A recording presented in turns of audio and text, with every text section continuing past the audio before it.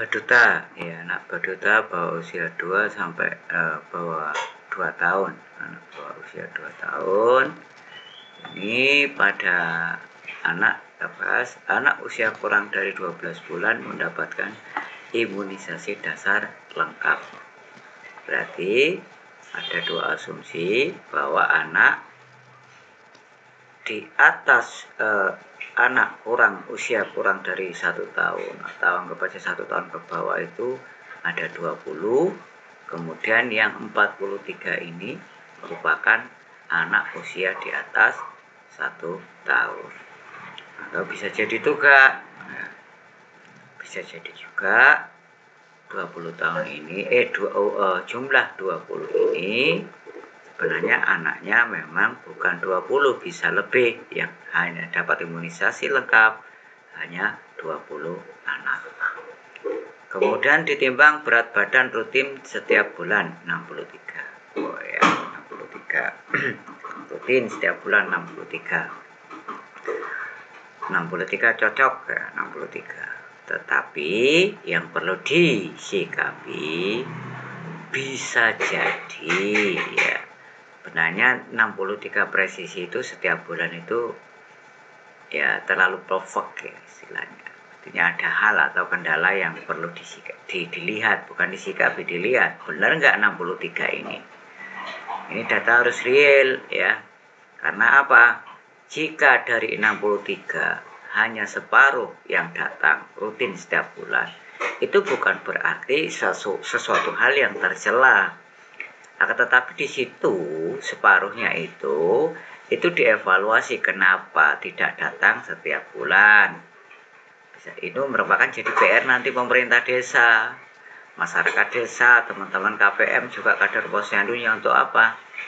Untuk mendorong partisipasi warga agar rutin ke posyandu. Itu ada keuntungan, ada tindakan yang harus dilakukan. Kalau persis begini, berarti memang bagus dalam sisi data, tetapi dari sisi realita itu ada kemungkinan ini tidak atau jarang atau mungkin bisa impossible, jadi katakan semua 63 gitu. Tapi bukan menutup kemungkinan tidak mungkin, tapi persentasenya kecil. Ini dalam anak diukur panjang tinggi badan 2 kali dalam 1 tahun. Ini tahun bulan timbang ya, bulan timbang 63. Ini nanti dikoreksi lagi benar apa tidak gitu ya. Nanti kan ada data-datanya disesuaikan dengan data-data yang sudah dimasukkan oleh kader posyandu. Jadi rekapitulasi ya.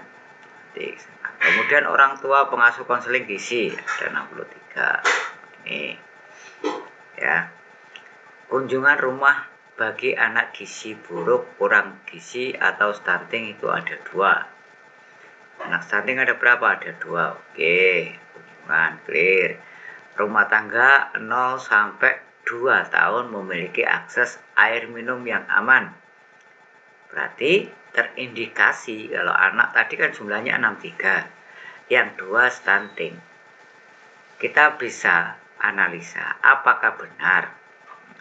Kita membuat satu kalimat pertanyaan lah tadi. Apakah benar anak yang 2 stunting ini juga tidak memiliki akses air minum yang layak? Kalau iya, ini berarti mungkin jadi salah satu. Banyak hal sebenarnya faktor, tapi setidaknya kita mereduksi atau mengurangi faktor-faktor yang menimbulkan gizi buruk, kurang gizi maupun stunting. Rumah tangga yang mempunyai anak usia baduta memiliki jamban layak 50. Berarti yang tidak memiliki 13. Nah, ini jangan sampai pup di sungai ya.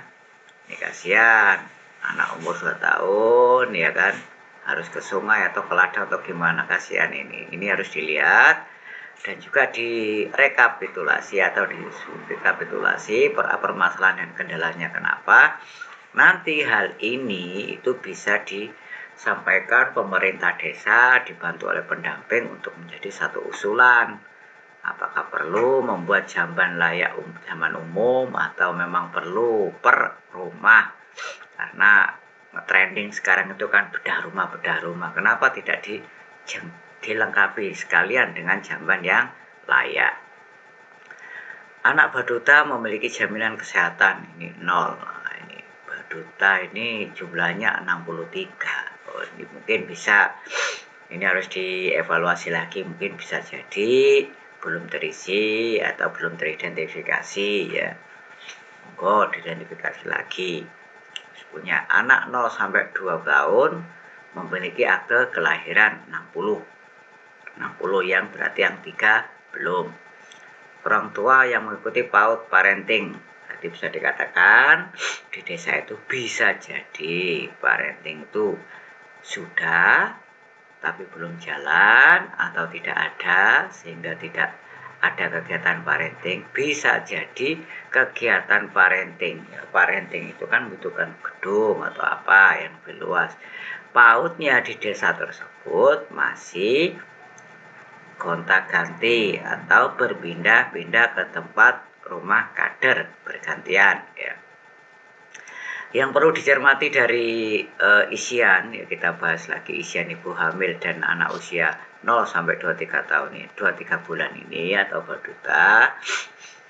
Apa yang terjadi, apa yang terekam di data itu perlu diverifikasi lebih lanjut.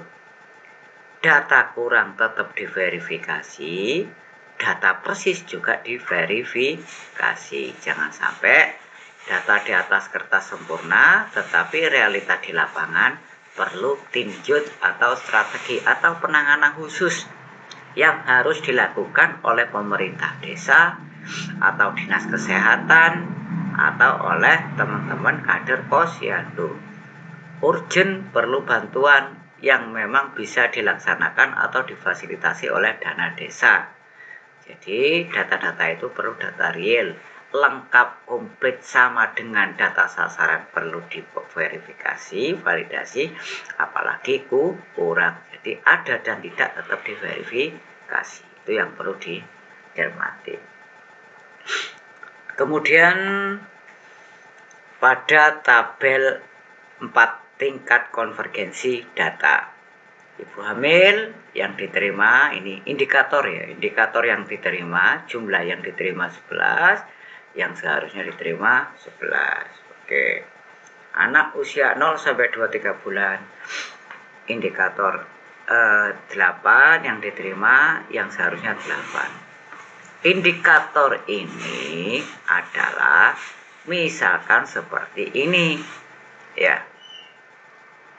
Kondisi bumil ya, bumil kek ya, yang mendapat kunjungan 1, tetapi kek restinya 7. Kenapa kok Pak indikatornya sama? Ibu hamil yang diterima yang seharusnya.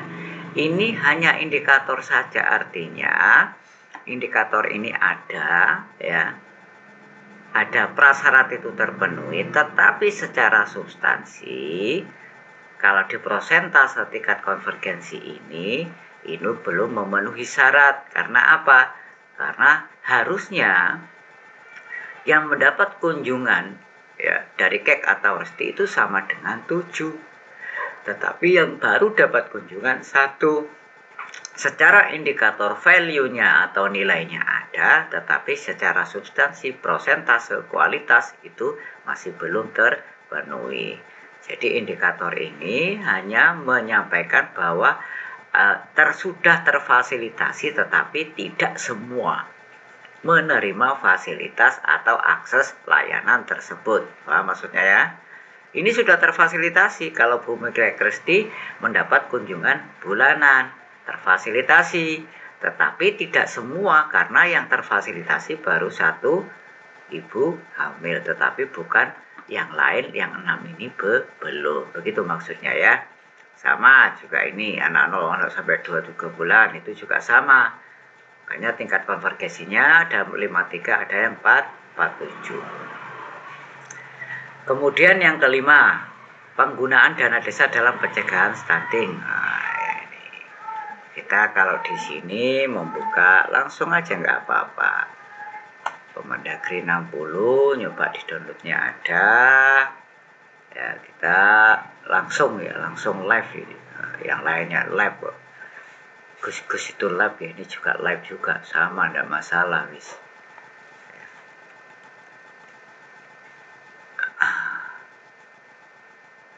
Permendagri, langsung aja ke sini lah. Langsung live biar kelihatan langsung ya. Iya, langsung. Enggak ada rekayasa, enggak ada rekayasa sama sekali. Kayak uka-uka saja. Ya, langsung kita lihat ya. Semua kita live, kita ke bawah, paling ke bawah ya. Ini paling ke bawah kita ngomong keterkaitan dengan APBDes ya. Ini terkait dengan tata kelola ya, pengelolaan keuangan desa. Kita lihat tadi bidang pembangunan desa, total alokasi, kemudian alokasi untuk khusus pencegahan stunting dan prosentase. Kalau kita lihat di sini ya, bidang apa? Pembangunan desa ya. Pembangunan desa itu di nomor berapa ya? 2 ya, 2. Bidang pembangunan desa ya, ini nanti total semua di bidang pembangunan desa, alokasinya itu berapa ya. Kemudian kegiatan khusus pencegahan alokasinya ini terkait dengan kegiatan-kegiatan yang notabene istilahnya apa? Yang notabene itu merupakan ini kegiatan khusus pencegahan stunting. Kegiatan pencegahan stunting itu apa? Dari pendidikan ada nggak? Misalkan dari pendidikan, kalau pendidikan khusus pencegahan stunting. Kita lihat di sini kan juga bisa. Kalau anak itu ada apa? Ada parenting, ya kan? Cara membacanya ke sana. Ada parenting. Oke. Ada jamban layak. Jamban layak berarti ada jambanisasi. Ada akses air minum. Akses air minum berarti pipanisasi. Konseling gizi, ini peningkatan pengetahuan. Ini ada anak usia mendapat IDL dasar lengkap, ya kan? Ya, ada disesuaikan sama juga di situ dilihat ya. Ini penyelenggaraan PAUD, nanti kan ada juga parenting. Mana di sub bidang pendidikan, sub bidang kesehatan apa? Bidang kesehatan, ada PMT pemberian makan tambahan misalkan. Di 22 dilihat. Di 23 ada enggak yang notabene merupakan kegiatan pencegahan stunting ya. Kawasan permukiman, mungkin ada sanitasi, air bersih ya, ke rumah tangga. Ini kan sub bidang kawasan pemukiman di 244 yang seperti saya tadi. Ya, ada pembangunan pemeliharaan fasilitas jamban, kalau jamban umum ya jamban ya kan, jambanisasi. Rehabilitasi sanitasi permukiman atau apa, ini ada.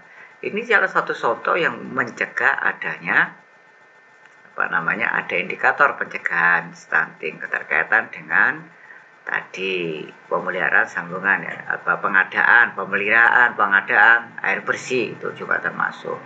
Semua total dari nomor 2 ini, bidang 2 ini nanti ditotal, kemudian kegiatannya apa?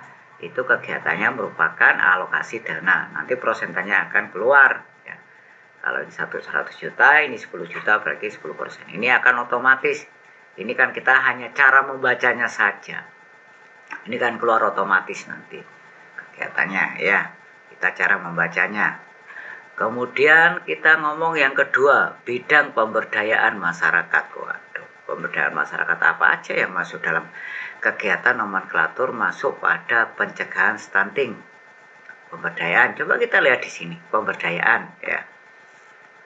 Konseling gizi, ini kan pengasuh orang tua asuh mengikuti konseling gizi. Nah, konseling gizi ini kan berarti kalau kita terjemahkan, kita kupas lagi di dalam unsur intrinsik dari kalimat ini bisa saja berupa apa? Penambahan pengetahuan, ya kan? Penambahan pengetahuan dari orang tua, ya kan? Kemudian kunjungan rumah anak gizi buruk kurang gizi. Nah, dari kunjungan ini ada apa, ya kan? Apa yang perlu disikapi? Oh, ternyata orang tuanya memang miskin atau gimana, atau orang tuanya memang tidak berdaya dalam sisi ekonomi, atau dari sisi sosial yang lain. Nah, di situ dalam hal apa? Nah, baru nanti dilihat, ya, dilihat dalam hal apa. Apakah dari sisi pertanian nanti bisa ada peningkatan peningkatan pengetahuan keterkaitan bagaimana cara mengolah yang baik atau ketahanan pangan istilahnya. Ketahanan pangan kan salah satu, makanya kenapa konvergensi itu Dinas Ketahanan Pangan itu dilibatkan untuk agar kecukupan gizi yang diasuh oleh ibu hamil atau masyarakat itu tercukupi, istilahnya terjamin, siap gitu ya. Kemudian apalagi ada yang di pemberdayaan itu banyak. Ini kalau kelautan misalkan, di kelautan itu ada yang namanya pola bagaimana makan dengan makanan vitamin kayak penyebaran ikan atau apa, penyediaan makanan itu atau gimana, banyak hal.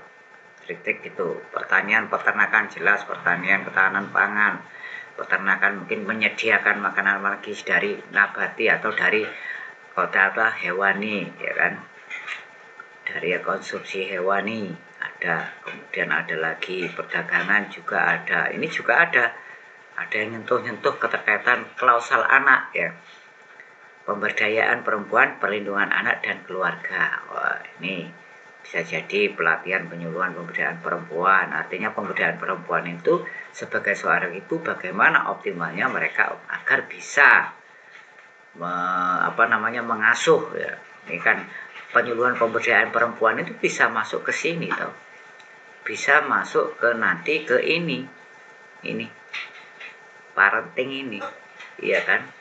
Ini kan masuk pemberdayaan ya. Pengasuh mengikuti parenting bulan PAUD, ya. Parenting bulan PAUD.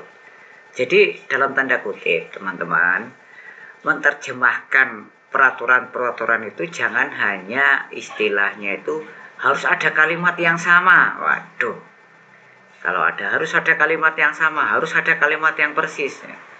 Ini nanti kalau kayak gitu ya udah plek gitu. Ini namanya kalau tidak A ya A, nggak B ya B. Padahal di dalam kalimat itu ada yang namanya makna intrinsik, ya. Makna yang di dalamnya itu ya masih ada, itu banyak hal yang bisa dicermati. Kadang-kadang kan ada, enggak ono kalimat ini enggak ada ini.